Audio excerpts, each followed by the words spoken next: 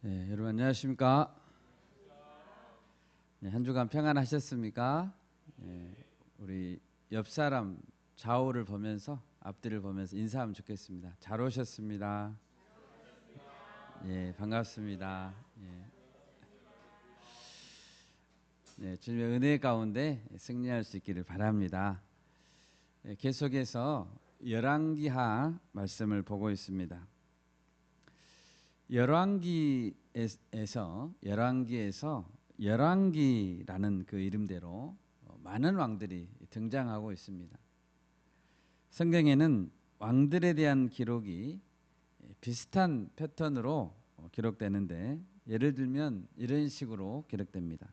몇 년간 다스렸다. 죽은 다음에는 누가 왕이 되었다. 그리고 죽고 나서 어느 묘실에 묻혔다.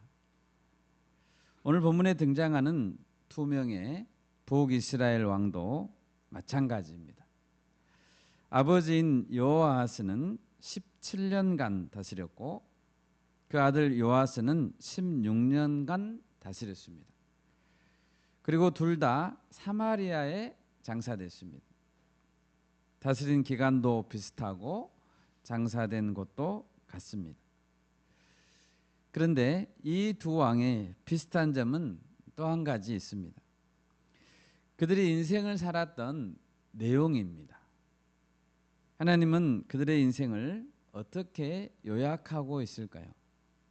먼저 아버지인 요아스의 생애는 2절을 보시면 여호와 보시기에 악을 행하여 여로보암의 죄를 따라갔고 거기서 떠나지 않았다라고 기록합니다. 아들 요아스에 대해서도 11절에서 기록합니다. 여호와께서 보시기에 악을 행하여 여로보암의 모든 죄에서 떠나지 아니하고 그 가운데서 행했다. 거의 똑같은 내용입니다. 여러분, 우리는 언젠가는 죽습니다. 그런데 죽음으로 끝나지 않습니다. 히브리서 9장 27절에서는 이렇게 말합니다. 한 번 죽는 것은 사람에게 정해진 것이요 그 후에는 심판이 있으리니. 반드시 인생의 내용에 대한 결산, 최종 평가가 있다는 의미입니다. 그리고 최종 평가 이후에 다시 시작되는 영원한 삶이 있다는 것입니다. 여러분 믿으십니까? 네, 아멘. 오늘 말씀의 제목은 인생의 성공과 실패의 기준입니다. 두 왕의 실패한 인생을 간략하게 살펴보면서 나의 인생을 어떻게 살아야 할지 진지하게 생각해 보는 시간이 될 수 있기를 바랍니다. 그 두 왕은 어떤 인생을 살았습니까? 첫째는 여호와 보시기에 악을 행했다라고 말합니다. 2절과 11절에서 여호와 보시기에라고 기준을 제시합니다. 여호와 하나님께서 보시기에 악한 행동은 우상을 따르는 것이었습니다. 여러분, 왜 사람들은 하나님이 정하시는 기준을 바른 기준이라고 인정해야 할까요? 왜 하나님이 정하신 선과 악의 기준을 온 인류의 가장 보편 타당한 기준으로 삼아야 할까요? 왜냐하면 하나님께서 우리 모든 생명의 창조주가 되시기 때문입니다. 아멘. 전도서 12장 1절에서는 청년들에게 명령합니다. 너는 청년의 때에 너의 창조주를 기억하라. 하나님께서 창조주라는 사실을 기억하는 것은 빠르면 빠를수록 더 좋습니다. 여러분, 예를 들면 날렵하게 잘 빠진 스포츠카가 있다고 해봅시다. 이 스포츠카를 타고 산길에 오프로드를 올라가려고 한다면 얼마나 힘들겠습니까? 또는 아무리 영리한 애완견이라고 할지라도 책상 앞에 앉아 있어 라고 말하고 창세기와 마태복음 시리즈를 가르친다고 해봅시다. 가르칠 수 없겠죠. 원래 처음부터 만들어진 목적과 디자인된 이유가 그것이 아니기 때문입니다. 여러분, 내가 왜 이 땅에 존재하게 되었는가, 그 이유를 아는 것은 매우 중요합니다. 사람은 어디에서 왔을까요? 창세기에 그 해답이 있습니다. 창세기 1장 27절입니다. 하나님이 자기 형상 곧 하나님의 형상대로 사람을 창조하시되 남자와 여자를 창조하시고. 아멘. 한 사람도 예외 없이 모든 사람은 하나님이 자신의 형상대로 창조하신 피조물입니다. 그리고 하나님은 창조된 남자와 여자에게 할 일을 주셨습니다. 창세기 1장 28절입니다. 하나님이 그들에게 복을 주시며 하나님이 그들에게 이르시되 생육하고 번성하여 땅에 충만하라. 땅을 정복하라. 바다의 물고기와 하늘의 새와 땅에 움직이는 모든 생물을 다스리라 하시니라. 아멘. 인생의 목적이 없이 이 땅에 태어난 사람은 한 사람도 없습니다. 하나님은 이와 같이 성경을 통해서 우리에게 출발점과 삶의 이유를 분명하게 밝혀주셨습니다.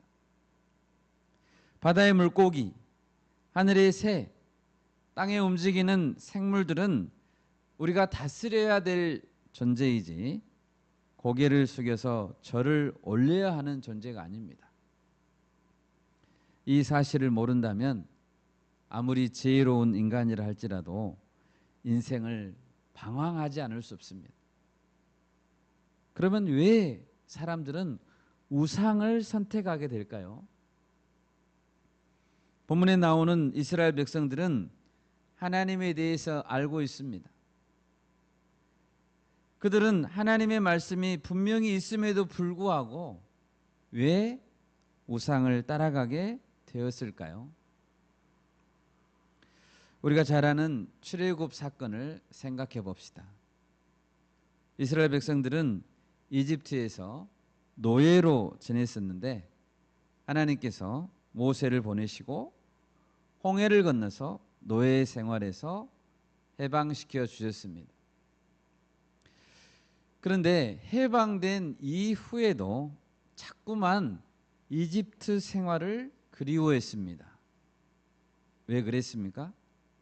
이집트에는 풍요로운 곡식들이 있고 이집트 왕 파라오의 군사력이 자신들을 지켜줄 수 있을 것처럼 막강해 보였기 때문입니다. 파라오의 손아귀에서 벗어나게 해주시고 홍해를 건너게 해준 능력이 파라오보다 더 강하잖아요. 그럼에도 불구하고 그들은 하나님을 신뢰하지 못했습니다. 얼마나 안타깝습니까? 이집트에서 나온 이후에 그들은 광야를 지나서 가나안 땅에 들어가야 했습니다. 하나님은 믿음으로 약속의 땅에 들어가서 차지하라고 명령했죠.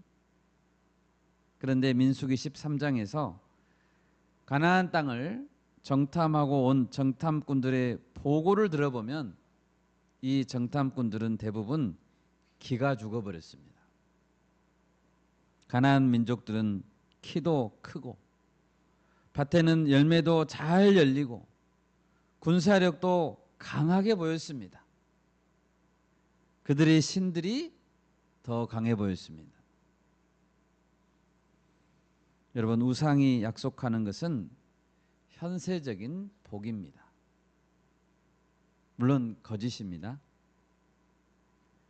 가나안 땅의 바알 선지자들은 바알 신이 비를 내려주고 풍요로운 소출을 줄 것이라고 약속했습니다.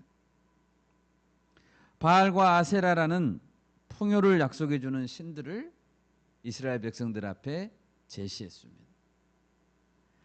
실제로는 그렇지 않았지만 이스라엘 백성들이 가나안 땅에 와서 보니 그런 것 같았습니다. 태양신, 달신, 비를 내리는 신에게 직접 예물을 드리고 그것들을 섬기는 것이 더 효과가 있는 것처럼 보였습니다. 보이지 않는 여호와 하나님보다 눈에 보이고 만져질 수 있는 커다란 신상을 만들어 놓고 섬기는 것이 더 가슴에 와닿고 감동을 주는 것만 같았습니다. 금과 은으로 만들어지고 번쩍번쩍 빛나는 큰 신상이 더 위대하게 보였습니다. 특히 우상들은 여호와 하나님과 달리 죄에 대해서도 까다롭지 않았습니다. 우상신들이 요구하는 것은 윤리적으로 까다로운 제한이 없었습니다. 오히려 성적 자유 분방함도 허락해 줬습니다. 그것은 죄로 타락한 인간의 본성에 더 가깝게 느껴졌을 것입니다. 그런데 우상들은 결국에는 생명을 가져다 주지 못했고 죽음을 재촉했습니다. 우상은 가짜고 모조품이고 사기입니다. 그런데도 그 우상을 버리지 못했습니다.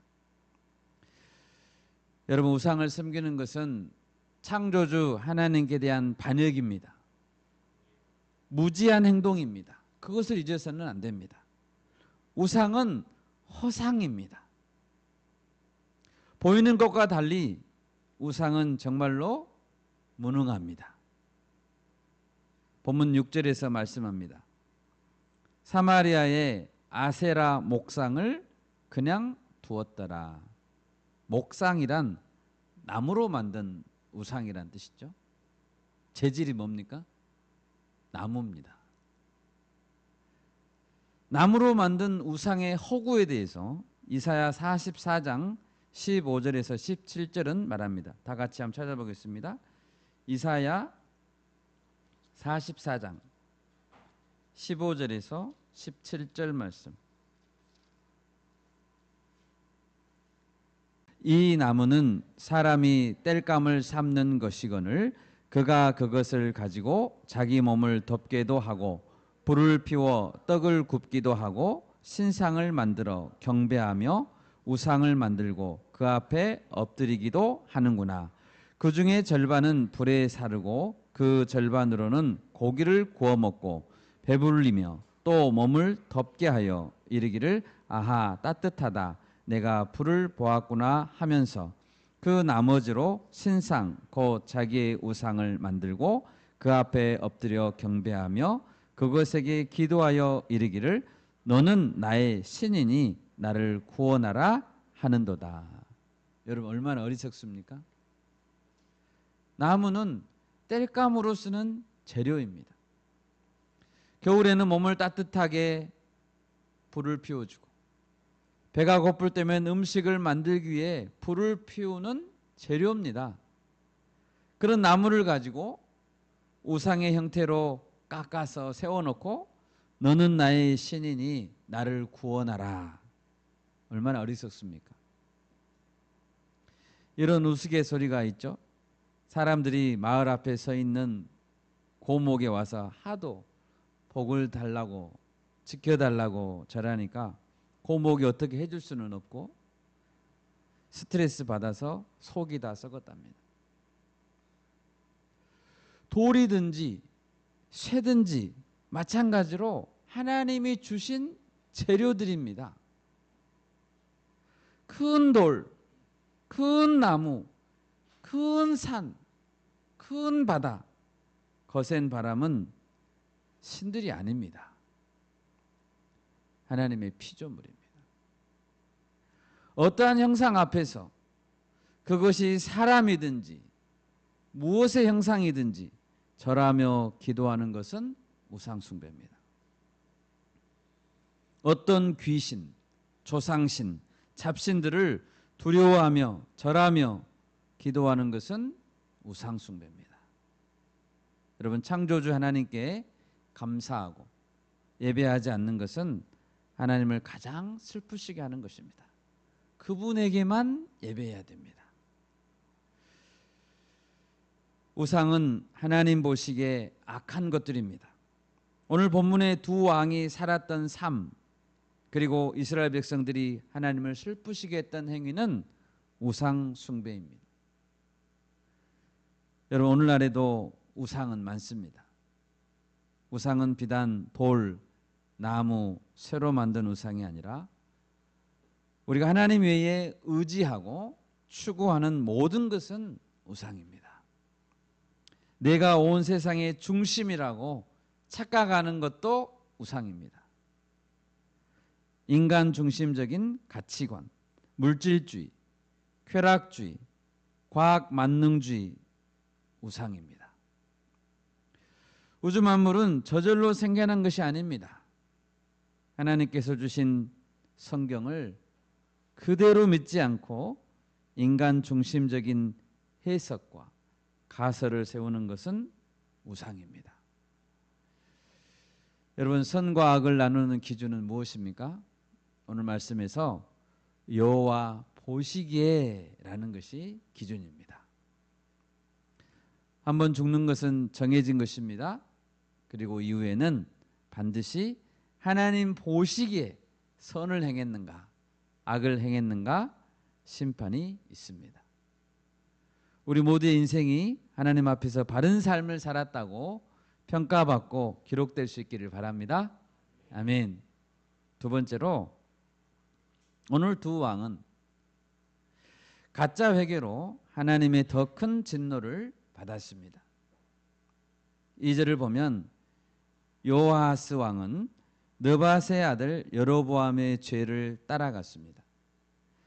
여로보암 왕은 북이스라엘 왕국의 초대 왕으로서 송아지 우상을 만들어 놓고 섬기던 악한 왕이었습니다. 3절을 보십시오.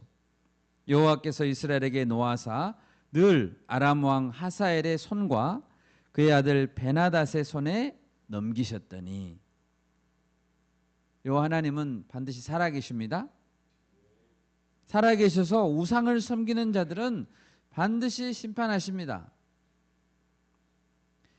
이스라엘의 북동쪽에 위치한 아람 민족의 왕 하사엘, 그리고 그의 아들 베나닷은 이스라엘 민족을 쉴 새 없이 늘 침공하고 학대했습니다. 하사엘이 어느 정도로 잔혹하게 이스라엘 자손을 학대했습니까? 열왕기하 8장 12절 말씀 우리 같이 읽겠습니다. 열왕기하 8장 12절 말씀입니다. 하사엘이 이르되 내 주여 어찌하여 우시나이까 하는지라. 대답하되 내가 이스라엘 자손에게 행할 모든 악을 내가 알미라.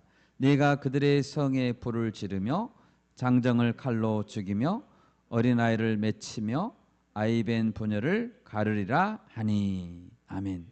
하나님께서는 이미 오래전부터 하사엘이 이스라엘 자손에게 행할 악행을 알고 계셨습니다. 그렇지만 그런 악행을 허락하셔서라도 자신의 백성이 죄에서 돌이키기를 원했습니다. 본문 4절을 보십시오.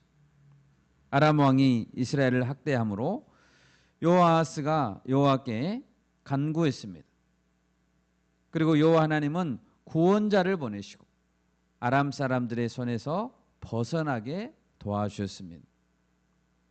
얼마나 은혜가 풍성합니까? 하나님은 은혜가 풍성하십니다. 여러분 생각해 봅시다. 하나님께서 학대 후 고통에서 해방시켜 주셨다면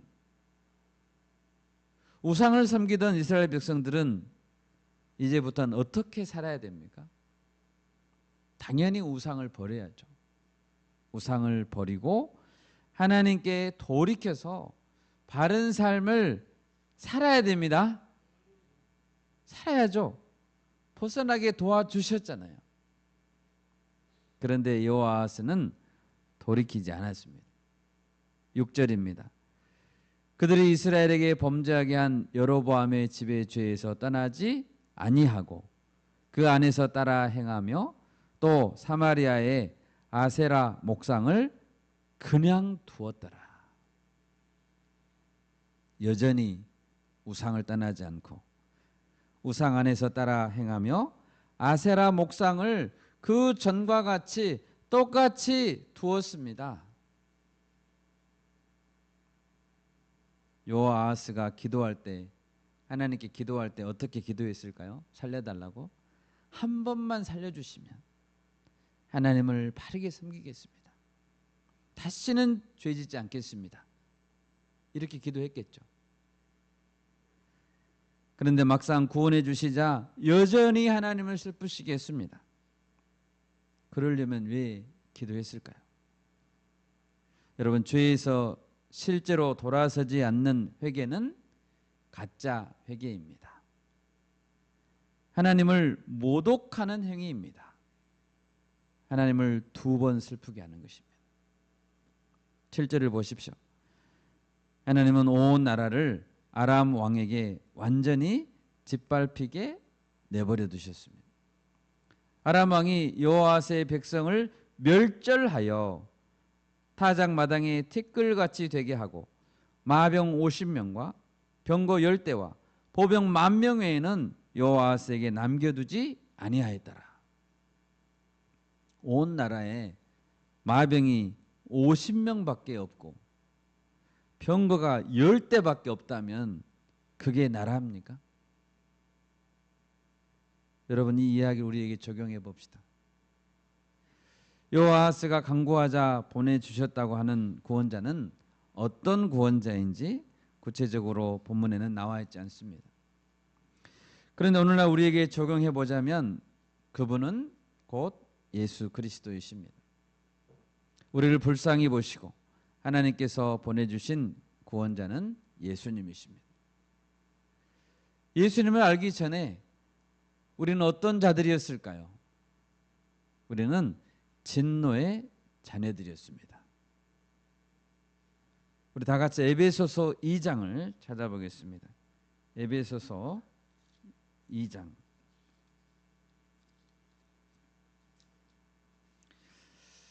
이 장을 펴놓고 먼저 1절에서 3절을 같이 한 목소리로 읽겠습니다. 1절에서 3절입니다.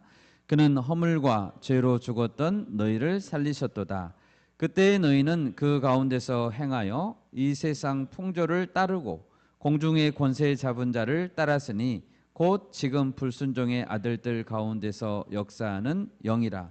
전에는 우리도 다 그 가운데서 우리 육체의 욕심을 따라 지내며 육체와 마음에 원하는 것을 하여 다른 이들과 같이 본질상 진노의 자녀였더니. 아멘.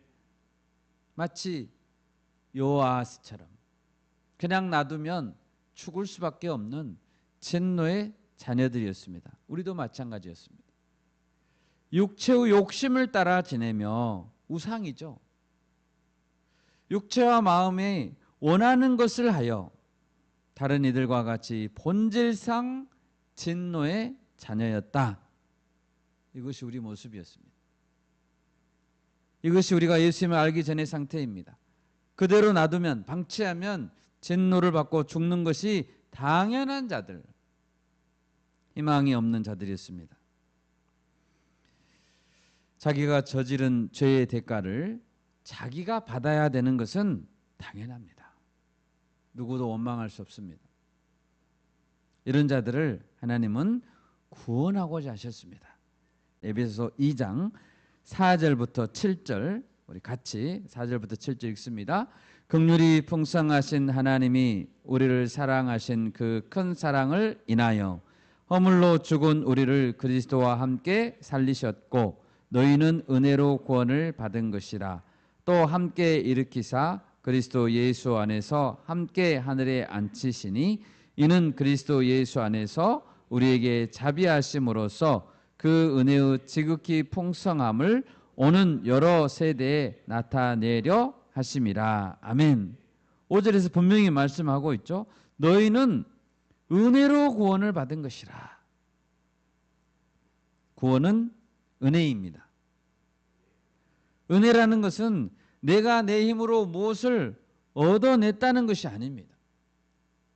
노력에 대한 대가, 내 실력으로 무엇을 이루었다고 말할 수 없는 것, 그것이 은혜입니다.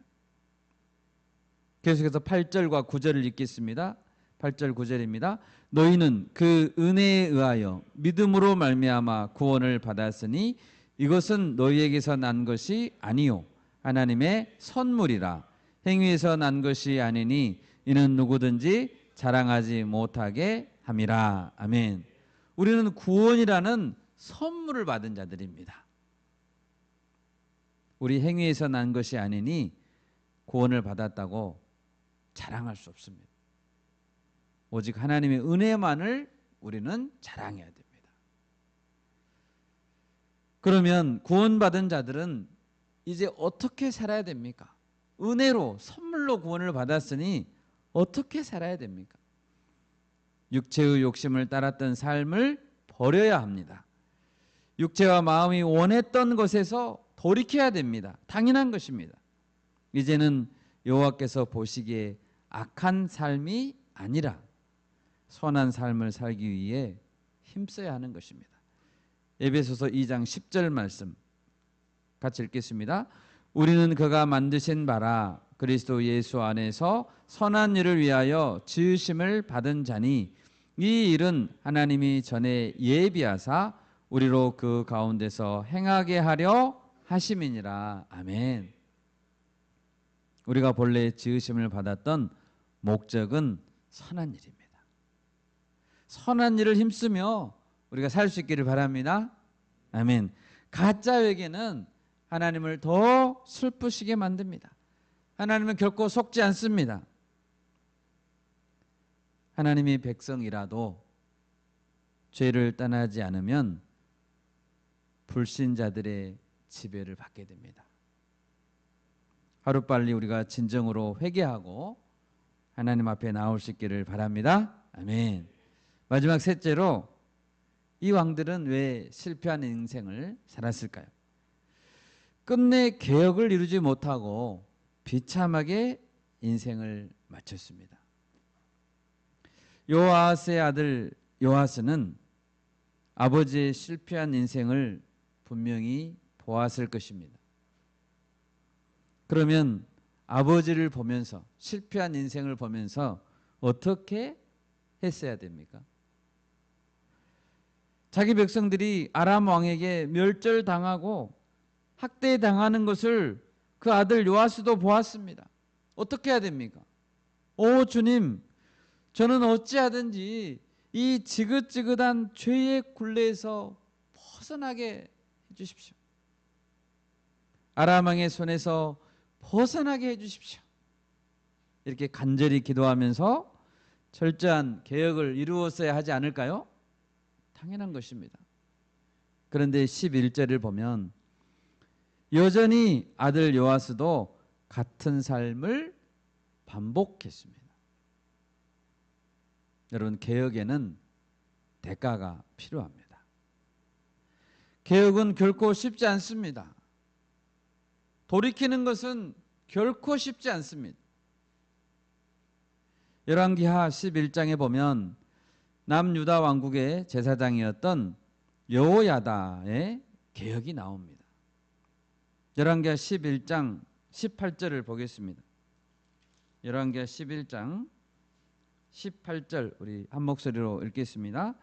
온 백성이 바알의 신당으로 가서 그 신당을 허물고 그 제단들과 우상들을 철저히 깨뜨리고 그 제단 앞에서 바알의 제사장 맏단을 죽이니라.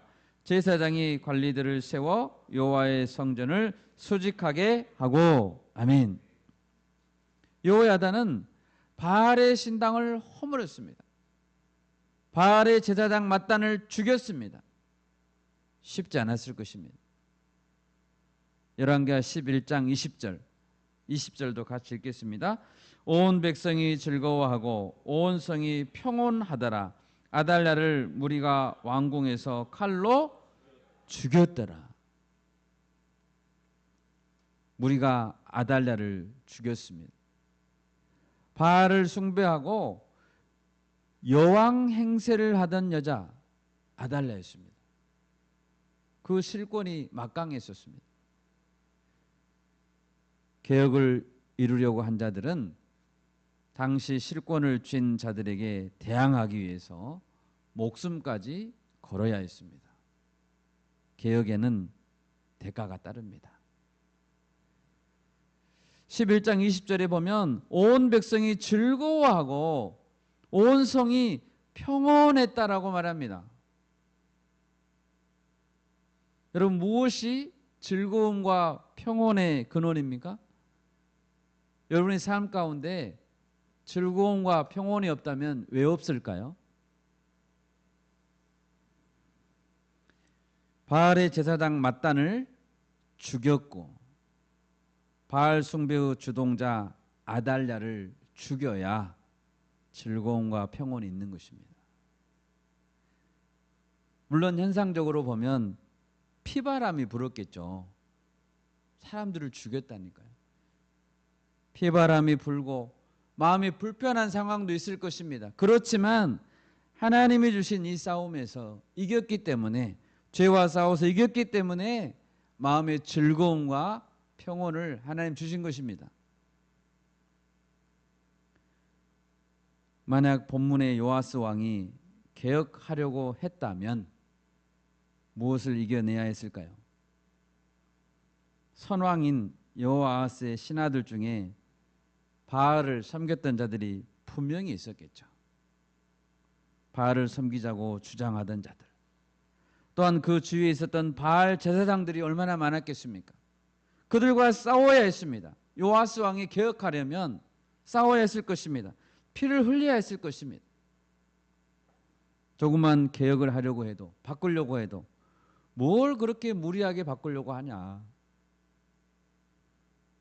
너가 그렇게 바꾸려고 하면 그럼 우리는 뭐냐? 너만 하나님을 제대로 믿느냐? 라고 하면서 방해했을 것입니다. 요아스가 개혁하려면 그런 방해를 이겨내야 한다는 것입니다. 히브리서에 보면 죄와 싸우려면 피를 흘리기까지 싸워야 한다고 말했습니다. 예전의 모습을 바꾸기가 어려워서 싸우지 않고 조용히 지내는 것은 평온한 것이 아닙니다. 죄를 답습하는 것입니다. 사람들과의 인정을 끊기 어려워서 죄를 묵인하는 것은 진정한 사랑이 아닙니다. 모세의 후계자였던 여호수아는 하나님의 크신 능력을 2번이나 경험했던 특별한 사람입니다. 여호수아는 홍해를 건너면서 출애굽을 경험했습니다. 그리고 요단강을 건너면서 가나안 땅 정복을 경험했습니다. 놀라운 경험을 했습니다. 여호수아는 어떤 위험이 닥쳐와도 여호와 하나님만을 섬기겠다는 결심이 변하지 않았습니다. 우리 다 같이 여호수아 24장 15절을 찾아보겠습니다. 여호수아 24장